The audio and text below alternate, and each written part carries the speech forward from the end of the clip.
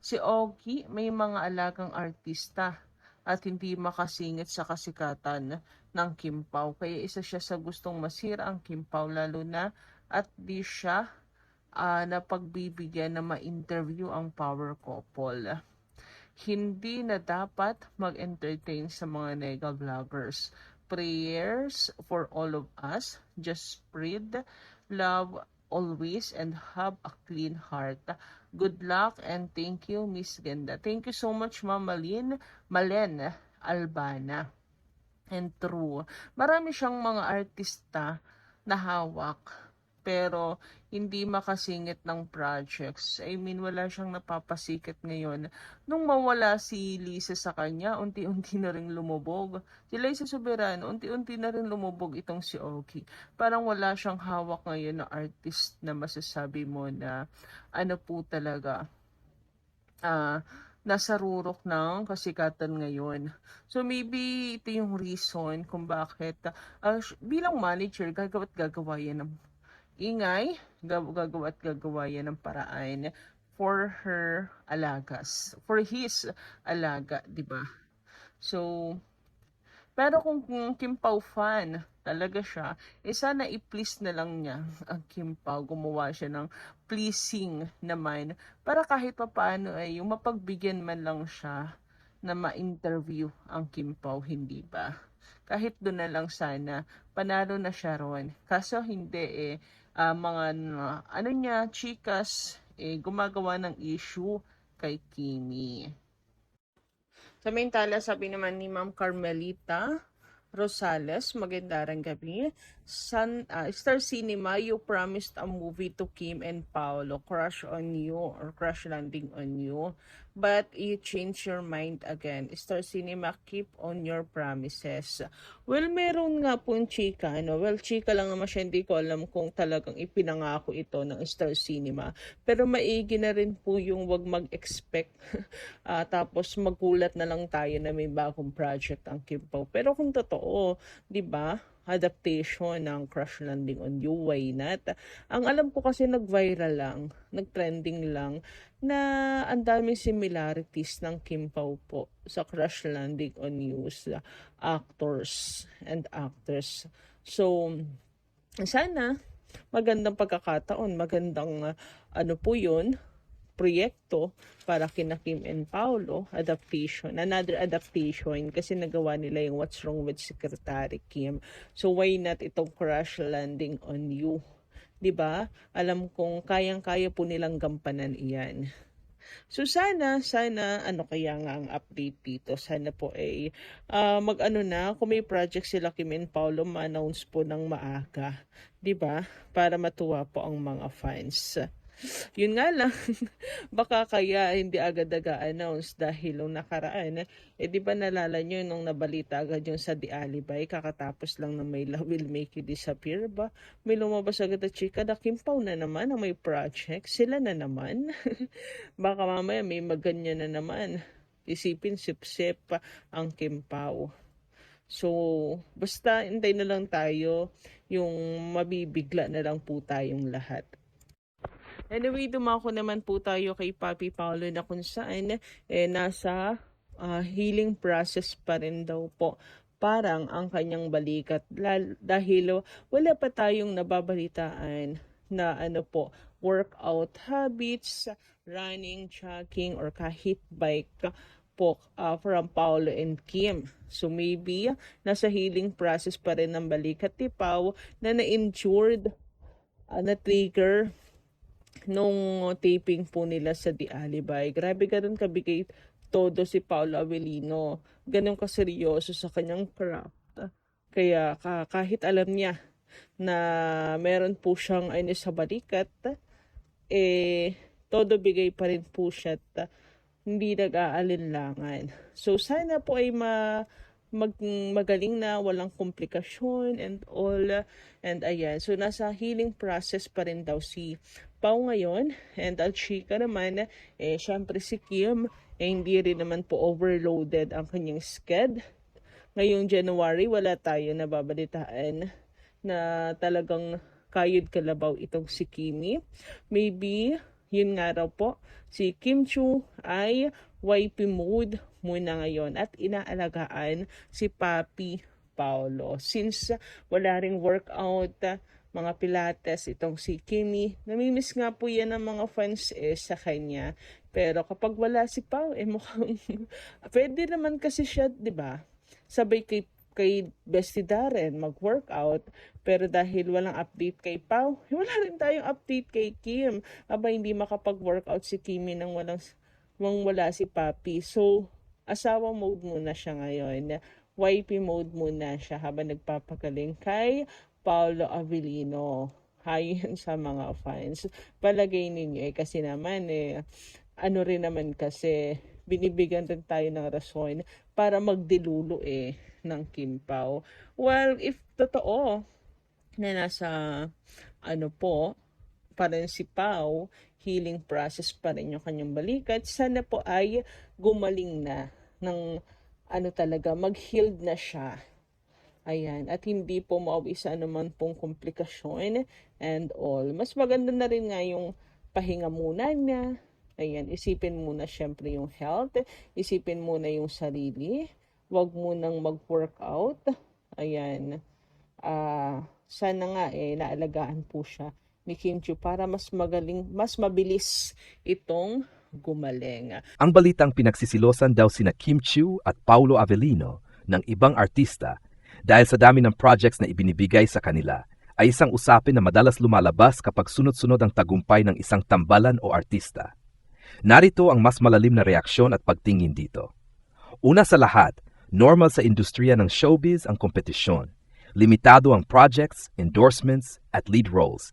Kaya kapag may artistang tuloy-tuloy ang trabaho, talagang mapapansin ito. At minsan ay nagiging ugat ng inggit o haka-haka. Pero mahalagang linawin na hindi lahat ng pananahimik o reaksyon ng ibang artista ay automatikong selos. Madalas gawa-gawa lang ito ng fans o netizens na gustong pag-usapan ang kasikatan ng isang love team. Sa kaso ni na Kim Chiu at Paolo Avellino, malinaw na pinaghirapan nila kung nasaan sila ngayon. Si Kim ay matagal nang napatunayan ang kanyang marketability, disiplina at versatility, mula drama hanggang hosting at endorsements. Si Paolo naman ay kilala sa lalim ng pag-arte at pagiging mapili sa roles, kaya mataas ang respeto ng industriya sa kanya. Kung marami silang projects, hindi ito dahil sa favoritismo, kundi dahil may demand mula sa producers, brands, at mismong audience. Pangalawa, ang audience ang may malaking papel dito.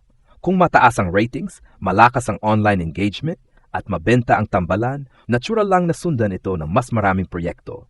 Negosyo rin ang showbiz. Kung ano ang kumikita at tinatangkilik, doon i-invest ang oras at pera. Hindi ito personalan laban sa ibang artista. Pangatlo, hindi rin makatarungan na agad husgahan ng ibang artista na nagseselos. Marami sa kanila ay may kanya-kanyang projects, tahimik lang nagtatrabaho o sadyang nasa ibang yugto ng career. Ang selosan ay kadalasang pinapalala ng sismis at fan wars, hindi ng totoong galaw sa likod ng kamera. Sa huli ang tagumpay ni Kim at Paolo ay inspirasyon, hindi banta. Pinapakita lang nito na kapag pinagsama ang talento, profesionalismo at suporta ng fans, kusang dumarating ang oportunidad. Mas makapabubuti kung suporta kaysa inggit at pagkilala na darating din ang tamang oras para sa bawat isa. Kung may ingay man sa paligid nila ngayon, bahagi lang ito ng pagiging nasa rurok ng kasikatan. Sa ngayon, deserve nila ang mga projects na tatatanggap nila. At ang pinakamahalaga, patuloy pa rin silang nagbibigay ng kalidad na trabaho para sa manood. Sa balitang ito, masasabi ko na natural lang itong lumabas kapag may artistang sunod-sunod ang tagumpay at projects, lalo na sa isang industriyang kasing kompetitibo ng showbiz. Una, hindi automatikong ibig sabihin na may selosan talaga. Kadalasan, haka-haka lang ito na pinalalaki ng sismis, social media, o fan discussions. Kapag nakikita ng publiko na laging nasa teleserye, pelikula, endorsements at events sina Kim Chiu at Paolo Avellino, madaling isipin ng iba na inuulan sila ng biyaya, kaya nagkakaroon ng ganitong balita. Pangalawa, deserve ni na Kim at Paolo ang dami ng projects dahil pareho silang may napatunayang kakayahan at hatak sa masa. Si Kim ay consistent na bankable at hardworking, habang si Paolo ay respetado sa lalim ng pag-arte. Kapag may demand mula sa viewers at advertisers, natural lang na sila ang piliin ng producers. Hindi ito usapin ng favoritism, kundi ng resulta at tiwala. Pangatlo, may kanya-kanyang panahon ang bawat artista. May mga pagkakataon na ikaw ang bida sa maraming proyekto at may panahon din na pahinga o mas kaunti ang exposure. Hindi ibig sabihin na napag-iwanan ng iba. Minsan, sadyang umiikot lang ang spotlight. Sa kabuuan, ang balitang ito ay mas dapat tingnan bilang patunay ng kasalukuyang kasikatan at lakas ng tambalan na Kim Chiu at Paulo Avellino kaysa isang negatibong issue. Mas mahalaga pa rin na manatiling profesional ang lahat at mag-focus sa sariling trabaho. Dahil sa huli, talento, disiplina at suporta ng manood ang tunay na basehan ng tagumpay. Sa unang tingin, ang ganitong balita ay hindi na bago sa mundo ng showbiz. Tuwing may artistang umaangat, sunod-sunod ang proyekto at malakas ang hatak sa publiko, palaging may kasamang shismis. Isa na rito ang issue ng selosan. Pero kung susuriing mabuti, mas malinaw na ang ganitong balita ay produkto ng ingay ng kasikatan kaysa totoong hidwaan. Kung pag-uusapan sina Kim Chiu at Paulo Avellino, malinaw na pareho silang may matibay na pundasyon sa industriya. Si Kim ay matagal nang itinuturing na isa sa pinaka-consistent at bankable na artista, mula teleserye, pelikula, hosting, hanggang endorsements. Hindi siya nawawala sa radar dahil alam niya ang trabaho niya at marunong siyang magdala ng audience. Si Paulo naman ay kilala sa pagiging seryoso sa craft, sa pagpili ng roles at sa kalidad ng pag-arte. Hindi basta-basta binibigay ang mga proyekto sa kanya, pinagkakatiwalaan siya ng mga director at producers. Dahil dito, kung marami silang projects ngayon, hindi ito aksidente at lalong hindi ito paboritismo. Resulta ito ng kombinasyon ng talento, disiplina, tamang teaming at malakas na suporta ng fans. Sa showbiz, simple ang batayan. Kung may nanood, kung may nag-engage at kung may kumikita, doon napupunta ang oportunidad. Tungkol naman sa sinasabing selos ng ibang artista, mahalagang maging patas. Hindi lahat ng katahimikan o kakulangan ng exposure ng iba ay dahil sa inggit. Marami ang sadyang namimili ng proyekto, nagpapahinga o nasa ibang direksyon ng career. Ang problema, minsan ay pinalalaki ng social media at fan wars ang mga ganitong issue na para bang may kompetisyon kung sino ang mas karapat-dapat, gayong lahat naman ay may kanya-kanyang oras at pagkakataon. Sa mas malalim na perspektibo, ang tagumpay ni Kim at Paulo ay hindi dapat ikagalit o ikainggit. Sa halip, maari itong magsilbing inspirasyon na sa industriya may gantimpalang sipag, professionalism at respeto sa trabaho. Hindi sila naninira ng iba para umangat. Umaangat sila dahil ginagawa nila ng maayos ang kanilang trabaho. Sa huli, ang ganitong balita ay mas nagsasabi kung gaano kalakas ang impact ni Kim Chiu at Paulo Avellino sa kasalukuyan. Kapag pinag-uusapan ka, may intriga, may selos na issue, ibig sabihin, nasa tuktok ka ng atensyon ng publiko. Pero tulad ng lahat ng bagay sa showbiz, lilipas din ito. Ang mananatili ay kung paano nila pinanghawakan ang profesionalismo at kalidad ng kanilang trabaho. Sa ngayon, deserve nila ang mga proyektong dumarating at mas makabubuti para sa lahat, artista man o fans, na piliin ang suporta, respeto at positibong pananaw kaysa sa pagusbong ng intriga. May ilan pang mahalagang punto na pwedeng idagdag sa balitang ito upang mas maging balanse at mas malalim ang pag-unawa. Una, malaki ang papel ng tamang teaming at chemistry. Hindi lahat ng magaling na artista ay nagkakaroon ng tamang kapareha sa tamang oras. Sa kaso ni Kim Chiu at Paulo Avellino, nagtagpo ang maturity nila bilang artista, ang husay sa pag-arte at ang interes ng audience. Kapag may chemistry na tinatanggap ng publiko, natural lang na sundan ito ng mas maraming proyekto. Ito ang hinahabol ng industriya. Ikalawa, ang dami ng projects ay may kaakibat ding bigat at pressure. Hindi ito puro biyaya. Mas mataas ang expectations, mas matinding schedule, at mas mahigpit ang mata ng publiko. Kaya kung isipin, hindi lang swerte ang dala ng pagiging in demand, responsibilidad din ito na patuloy mag-deliver ng kalidad. Ikatlo, hindi rin permanente ang kasikatan. Alam ito ng mga veteranong artista, kaya kadalasan ay hindi na sila nakikisabay sa ingay ng selosan. Marami ang mas pinipiling mag-focus sa sariling growth, skills, at long-term career kaysa pumatol sa chismis. Ito ang madalas hindi nakikita ng publiko. Ikaapat, may malaking ambag ang fans at social media sa paghubog ng ganitong balita.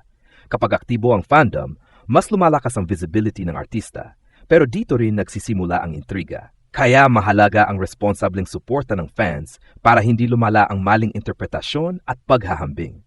At panghuli, mas healthy tingnan ang balitang ito bilang senyales ng magandang estado ng industriya. Ibig sabihin, may mga proyekto, may oportunidad at may espasyo para sa iba't ibang artista na magningning sa kanya-kanyang paraan.